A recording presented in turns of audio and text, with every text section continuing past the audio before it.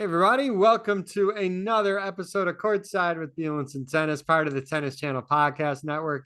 Here, as always, Steve Flink, co-host, Hall of Famer. I think Steve and I owe everybody a big thank you for those who viewed our previous episode. We hit over 24,000 views, few hundred comments. It was a great topic. Obviously, we had highlighted a lot with Novak and Carlos, clearly the best rivalry in the sports right now in the sport of tennis. So thanks everyone for watching and commenting. And again, tell everybody tell all your tennis fans because it's fun. We read all the comments and Steve and I discuss quite a few of them as well offline. So big thank you to that. Steve, right now it is Monday. What are we? Tuesday night in the States. The days run into each other because there's so much tennis. It's Tuesday night in the States. This is the best time of the year for me. We got the women just finishing Toronto, the men just finishing in Montreal. That happened last night. Now we're currently in Cincinnati. Should we recap Toronto and Montreal first, Steve? Is that what you want to do? Why not? Let's do it.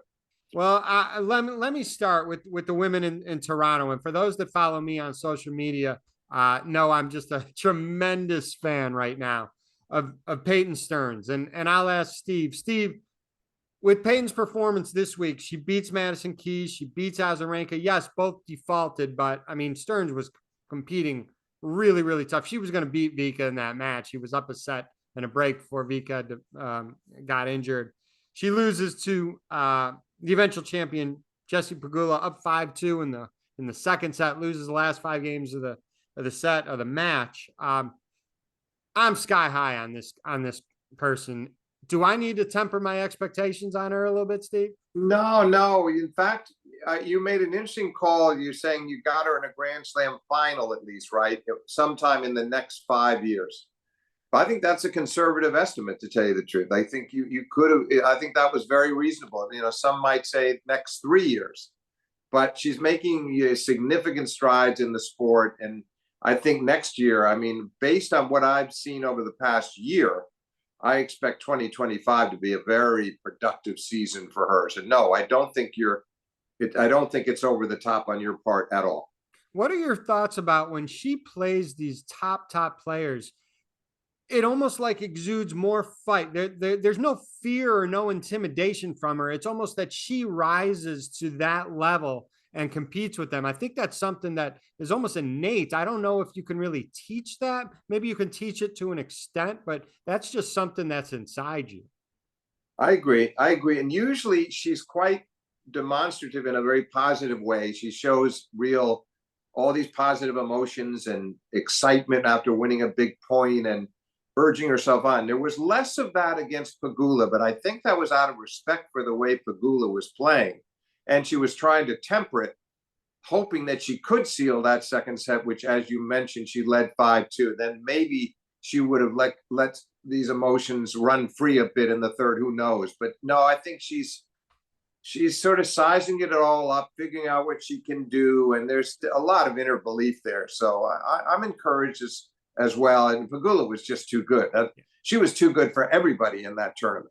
Yeah, we're going to get to Jess in a minute, but the killer stat that Peyton is going to go over with her coaches, and it all wasn't Peyton's fault. A lot of it is Jess too. Jess defends so well. Steve, Peyton only won 22% of second serve return points. I mean, that number has got to get up higher than that, especially against the likes of a Jessica Pegula. Yeah, it's a low number. It is. She'd want to try to double that if possible. But again, I think a lot had to do with the depth and the pace coming off the racket of Pegula, who, was putting under a lot of pressure. So I got to attribute some of that to the excellence of Pegula, and some of that to Stearns is going to need to beef up that part of her game. Yeah. All right. A couple other matches before we talk about Pegula's performance. Early round, Naomi Osaka beats Ons Jabeur in straight sets. Ons, I believe she's not playing Cincy, Steve. I think she's injured. She's trying to get healthy for the U.S. Open. This is getting kind of like a dangerous time for Ons. She made 2 Wimbledons in a row, Steve. Definitely was expected to win that second one that she's in. Are you worried for her as far as getting to latter stages of slams at this stage in her career? Well, I mean, listen, she can't afford a 2025 that resembles what we've seen thus far in 2024. I'm not pushing the alarm bells yet, but if this pattern continues through next year, then I'd be very worried. Obviously, that the window is closing to a degree, and she needs to make a move again soon. Real shame, because somehow I think she would have been such a worthy Wimbledon champion. And you get 2 cracks at the finals and don't win either one, and one of them is 3 sets. The next one, you've got all kinds of opportunities before losing there. Those matches might haunt her for the rest of her life. I hate to say it, if she doesn't get on the board. Yeah, well, we all love Ons, and hopefully she does. She gets back to her winning ways sooner rather than later. Let's talk Naomi Osaka a little bit, because she did beat Ons. She lost to Mertens shortly thereafter, and then she had to enter qualifying in Cincinnati, Steve, and she lost in the final round in the round of qualifying in Cincy. And there were some interesting quotes that she said in the press conference, and that, like, this should be kind of second nature to her, playing the sport of tennis. And she's not like, it's almost like an out of body experience, she was kind of saying. And it was interesting to hear those thoughts. It'll be interesting to see. I think she needed a little bit more confidence heading into New York. I know we said a few months ago on a previous pod, we were eager to see, we thought she would have a good hard court summer. It's not turning out that way up until this point. No, it's been frankly very disappointing. It's funny. At the time, we all were so exhilarated to see her play what to me was one of the most compelling matches of the entire women's season, when she lost to Iga Swiatek at the French Open, and where she led 5-2 in the third and had a match point and was so close to beating the greatest clay court player of them all in the women's game. And you watch that match, and coming out of it, the prevailing view was, well, she's on the edge of it. And we felt that way too. Look, she's so close now, it'll happen. See what she can do on the grass, and by the time she gets on the hard, she's going to remember who she once was. But that hasn't happened, and she's been the first to admit it, that the second nature of winning is not there right now. And unfortunately, she's falling into a losing habit, a losing pattern. Not playing terrible matches, but loses a 3-setter in that second round of the qualifying to Kruger. It's been a tough run for her. She's barely inside the top 100 in the world, and she'll go to the Open, and hopefully things might break for her there, but she doesn't have a lot to go on. And what I'm saying, though, is that looking back at the match against Swiatek, I wonder, suppose she had lost 3 and 4 in just a well-played match.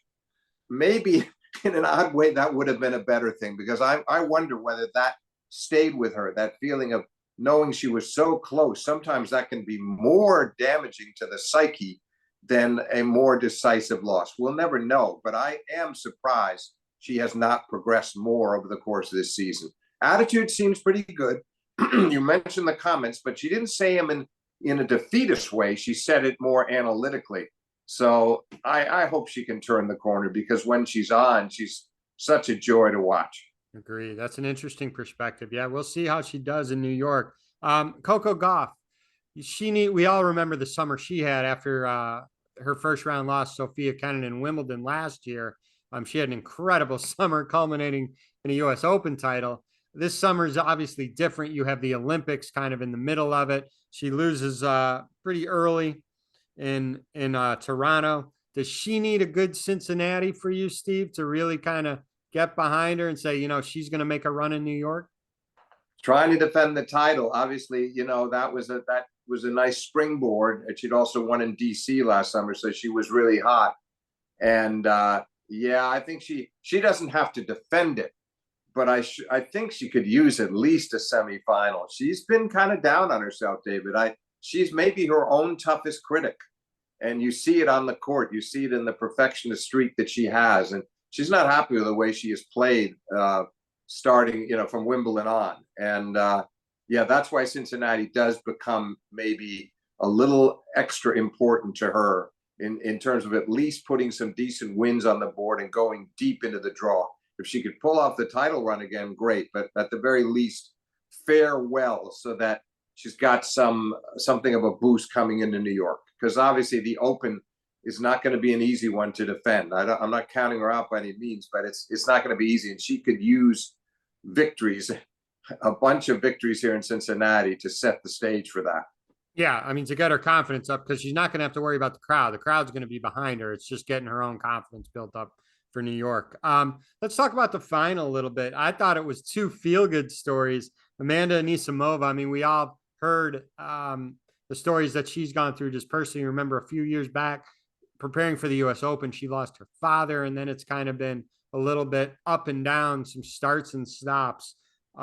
She makes the final. She beats Sabalenka in straight sets in the quarterfinals, Steve. She plays Jessica Pegula, who, I mean, this tournament, to win it back to back, remember the women and the men flip-flop, right? Toronto and Montreal. Montreal and Toronto, actually, in that order.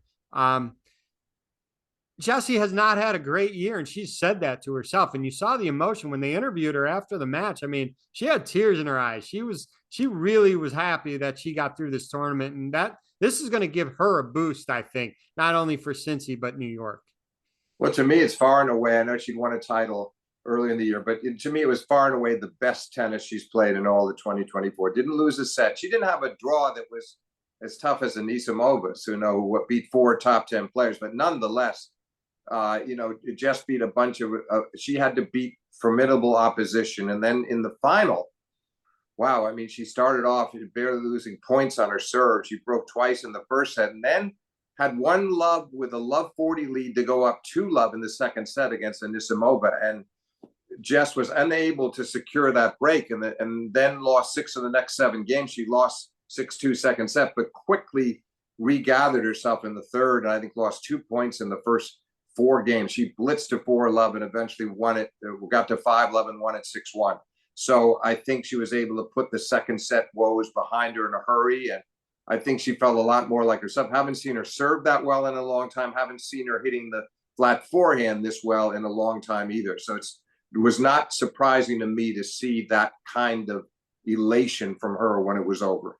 It's going to be interesting for me to see how well she does in Cincy, because if she can really have her confidence up there, and then depending on her draw, remember, for how consistent she's been, she has not made a semi of a slam yet. And wouldn't it be great to see, Coco win it last year and see if Pegula can make a run this year too? That would be fun. I mean, she seems to be timing well. Again, I guess for her, Cincinnati doesn't have quite the same weight as it does for Coco. On the other hand, it'd be a bonus if she could back this up with, say, even if she went to the semis in Cincinnati, but she's well prepared now regardless to come to New York and feeling like maybe this is the major where she turns the corner, at the very least see if she can make it to the semifinals and hopefully beyond. But this couldn't have been a more timely tournament win for Pegula than it was. Agreed completely with that. All right, let's turn it over to the men now in Montreal. And I think the first thing that kind of it blurts out at everybody is the Olympic hangover. I mean, Tsitsipas, Medvedev, Tommy Paul, FAA, they all lost very early in the tournament. We'll talk about Tommy losing in Cincy as well a little bit later. But you had the Olympic hangover with those guys. You then have Stefanos Tsitsipas make some very tough comments about his father, who has been in the coaching box forever. The next day after those comments, he splits with his father as his coach. And he has someone traveling with him right now in Cincy, but he's going to work on finding someone, maybe more permanent. But there was definitely an Olympic hangover coming from the clay to the hard court season here. No, there was. Understandable. All those losses you mentioned, all those players you mentioned, completely understandable. As far as the Tsitsipas situation, you and I have spoken about this in the past, and I was always in the camp, I believe you were too. I really felt like it was important for him to do exactly what he did right now. And he made it clear he was parting ways with his father as a coach, only as a coach. He said, I want my father to be a father. And I like that he added that to make it clear that this isn't personal. I just think he just wasn't happy with a lot of the advice he was getting. But I also think, without saying it, he couldn't have been terribly happy. His dad, his heart's in the right place. Sometimes his head is not, because too often there was such negative vibes coming from the coach's box and trying to kind of coach Stefanos in a very critical way, sort of admonishing him for a shot he just missed and how he could have executed it better. And I think this might be the best move he's ever made. Strengthen the personal relationship with his father and let his dad can be there and maybe sit in a different place, not be in the courtside box, talk to his son later on, but be more of a father. But meantime, bring aboard somebody like Mark Philippoussis, who was there a few years ago. Get a really first-rate coach and see what that could do for him, the new perspective where the coach has complete authority, not sharing the duties with his dad. He's made that clear now. I mean, the coach will have the ability now to be the only voice for Tsitsipas, and I think this could be very beneficial to him. Yeah, let's see where it goes in the future, and let's see how he does these next few tournaments. Sebi Corda, I mean, wins. When we recorded, I think our previous episode, he was playing the final or semifinal of Washington, D.C. He wins that tournament, and he gets on a roll here. It took him a while. He won an early round match. Then there was rain. There was so much rain in Montreal. It took him a while to get playing again. He beats Taylor Fritz. He wins his quarter. He doubled up. He beats Zverev 6-4 in the third on Sunday in the quarters. He plays later that night. He loses to Popyrin. What's interesting with both Corda and Popyrin, Corda in DC had to survive match points from Kokkinakis, and Kokkinakis had a sitter on one of them. Corda survives. And Corda winds up winning the tournament in DC. Popyrin saves 3 match points against Grigor in this tournament, wins the tournament. And we talk about it and Robbie Koenig put it on Twitter, and when I replied back, a lot of it is like you're almost playing with house money after you survive a match like that. Maybe the pressure's off and say, you know what? I was 1 point away from exiting this tournament. Let's, it's great to still be in, let the pressure be off and just let it fly a little bit. Maybe that really is what happens when players survive a match like that. I think so, because I watched him beat Corda and I watched him beat Rublev, and he was much looser, and you could tell he was really thrilled to be that far. And he had been ranked 62 in the world. He's going all the way up to 23, so he's a guaranteed seed. Popyrin is for the U.S. Open, no doubt about it now, and he's put himself in much more elite territory. It's going to give him opportunities he wouldn't have had. So I thought he played beautifully, because in the quarter match, he had set points at 5-4 that he made a couple of bad backhand errors. The next thing you know, Corda is serving for the set. He then holds and breaks, serves for the set at 6-5, and Popyrin breaks him and then blitzes through the tiebreak without losing a point and wins it in straight.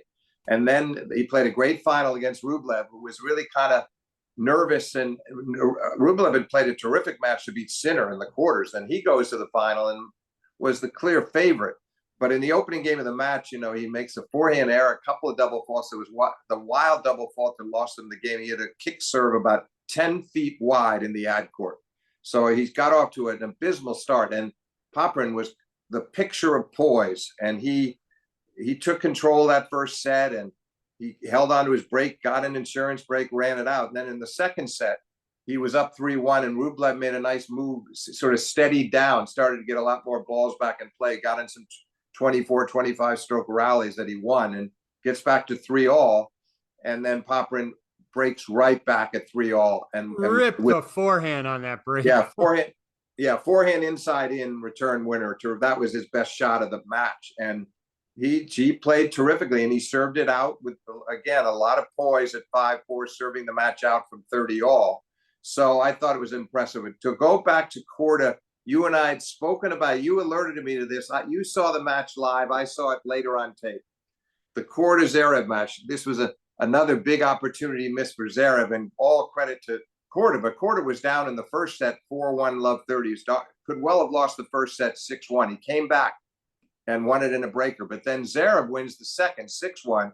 It's up 4-3 in the third with a break point that could have allowed him to serve for the match. Second serve return that he misses off the backhand. And Corda, very relieved to get out of that game. Then he goes up love 40 in the next game, and Zverev gets all the way back to deuce and double faults 2 times in a row.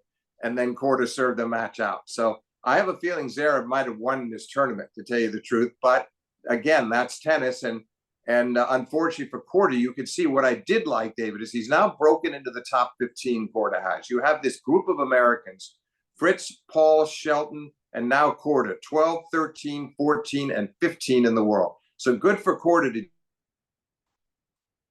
But you could see how disappointed he was. I liked seeing it because it's the pride and the professionalism when he lost the Popyrin match. Not that he felt it was a disgrace to lose to Popyrin, just probably disappointed that he didn't serve out the first set and win the match and give himself a chance to add a 1,000 title to the 500 he won the week before. So I like the fact that he wasn't pleased with himself for just having wins over Fritz and Zverev.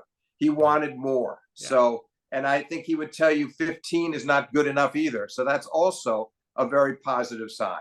Yeah, I want to see how he does in Cincy, and then again, just stay healthy, because that's good, kind of what set him back. Is right, little injuries. He can stay healthy. He can make a run in New York. You know, Popyrin, in winning that tournament, 5 straight top 20 wins. There's a lot of times in the draw you don't even get 5 top 20 opponents, let alone you have to play him and beat him. So I do want to say something funny though. We talk about Corda and Popyrin surviving match points and then winning tournaments. On the flip side of that is Thanasi Kokkinakis, Steve. I mean, he has match point against Corda and DC. His match points, too, against Corda and DC, doesn't win it. Then in Montreal, he loses to Hubie Hurkacz 7-6 in the third. I mean, this is the sport, the margin for winning and losing is razor thin. So true. And then look what happened to Hubie. Hubie was 2 points away from beating Popyrin in straight sets, and then he went down 7-5 in the third. So again, there's that fine line, round in, round out. You know, there's just such a thin line separating these leading players, and they all know it. So yeah, Hubie, listen, he came back from meniscus knee injury, I guess quite similar to Novak's. I don't know if it's identical, but very similar. And he had a very good week. All credit to Hubie. And if he could have gotten out of the Popyrin match, who knows what he might have done. But it was a very spirited return from Hurkacz. All right, let's talk about a few things in Cincy real quick. And I think this is one where you and I may look at something a little bit different. Let's talk about Tommy Paul here, because Tommy lost. And it was the first day that the main draw matches were placed. There was even some qualifying matches going on. So it's almost like, did the tournament even really start? He loses to Cavalli, who's been on a roll. I mean, Cavalli beats Shelton in DC, beats Felix in Montreal. Now he beats Tommy in Cincy. To me, Tommy has had such a great year. This is the first time that he's had inconsistent results these last couple tournaments. He's played a lot of tennis, a lot of good, consistent tennis. I'm not as concerned for him in New York as I may be with some others that did not have as a productive year up to this point. I don't think Tommy has ever had a year like this where he's played as much tennis as he has, been productive. Here are his couple bumps in the road. He now is going to have 2 full weeks of rest to prepare his body and to practice. And again, he's played a lot of tennis, just coming back from the Olympics as well. I think he's okay. Are you a little bit more worried on his chances in New York? Yes, I am. I completely see your point, and I do think he's a very kind of sturdy fellow. He's got a good, strong disposition. He believes in himself, doesn't get too high or too low, and he's got an excellent coach in Brad Stein who will keep him grounded. But I think it was not what he was expecting coming back from the Olympics. I think he thought maybe Canada wouldn't go as well, and he'd be ready to sort of get going on the hard courts in Cincinnati, and it didn't happen. He let some match points eluded his grasp. I'm not discouraged, but I just hope that he gets a decent draw in New York so that he can play his way into form. Remember the opportunity he had there a year ago when he lost to Shelton, as did Francis Tiafoe. They both lost to Shelton, who eventually lost to Djokovic in the semis. But I think that Tommy would like another opportunity like that. You know, we know what he can do. He's had good majors. He's lost to Novak in the Australian semis, not this year, but a year ago. And I think I'm not worried. I just feel like he needs a good open. Let's put it that way. He doesn't want to continue this pattern in New York, and the majors are what matter most. And I think they matter to him. So here's a guy that, had his great Queens. He won Queens and he's shown that he can win titles. Now, I think he'd like to sort of reassert himself, and he'll have that chance in New York. He certainly won't be tired. He didn't end up playing a lot of matches as he might have expected in Canada, Cincinnati combined. So he will come in rested, and he should be ready, and hopefully get some good practice matches in at the National Tennis Center, and we'll see what happens then. I think he will. One first round match tomorrow. Again, we're recording this Tuesday night, Wednesday, and I think 10 a.m.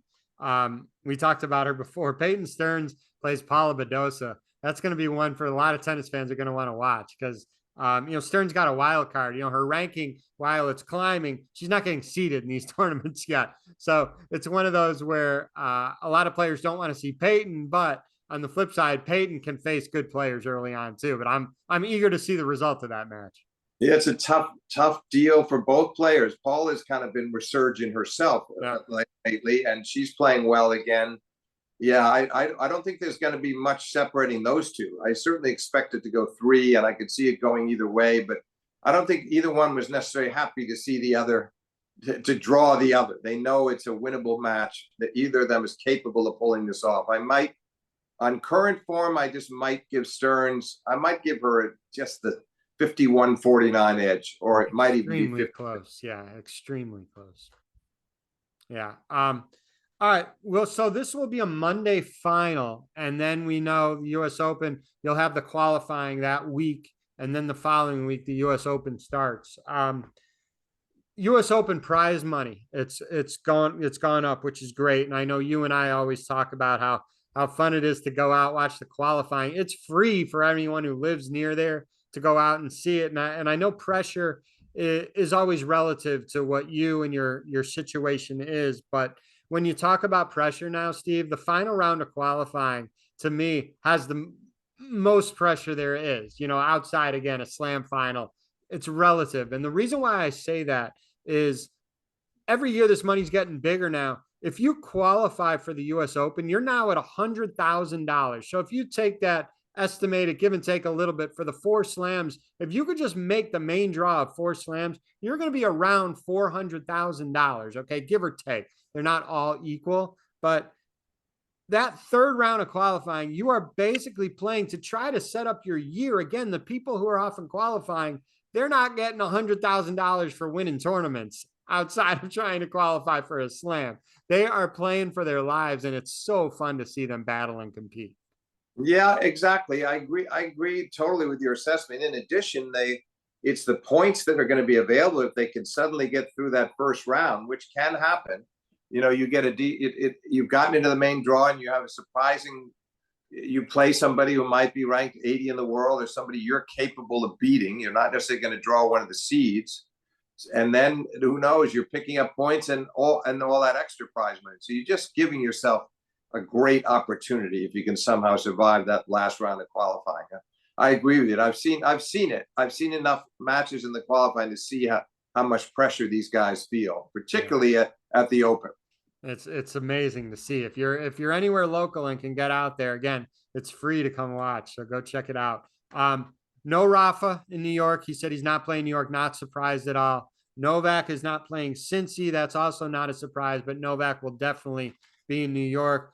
He's so experienced. He's not worried about getting any warm-up matches. Last year, I think he only played Cincy. He played that great final against Carlos before New York. This year, he's not even playing Cincy.